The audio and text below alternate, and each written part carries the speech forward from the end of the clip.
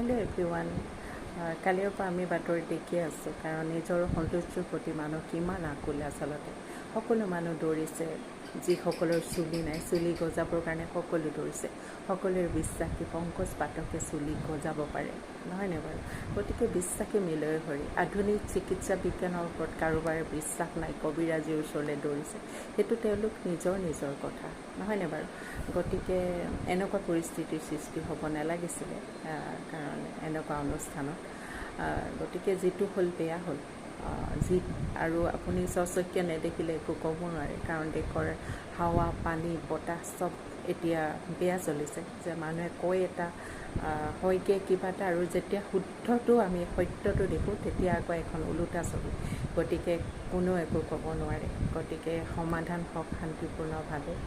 আৰু মমতা বেনাৰ্জীয়ে যে তেওঁক সুৰক্ষা দিম বুলি কৈছে, তেওঁ নিজৰ মমতা বেনাৰ্জী সেই পংকজ পাঠকক সুৰক্ষা দিয়া বিষয়টোত খুব এটা ৰহস্য থকা যেন লাগে। নাজানো কি আছে তাতে আচলতে, মোৰ মনটো যিটো, কাৰণ নিজৰ দেশখনৰ মানুহকে তেওঁ সুৰক্ষা দিয়কচোন, নহয়নে বাৰু? আৰু যিজন মানুহৰ নিজৰ ঠাইত সুৰক্ষা নাই, তেওঁক আনে কি সুৰক্ষা দিব? সেইটো এটা মোৰ প্ৰশ্ন। আপোনালোকে জনাবচোন আপোনালোকৰ মতামত।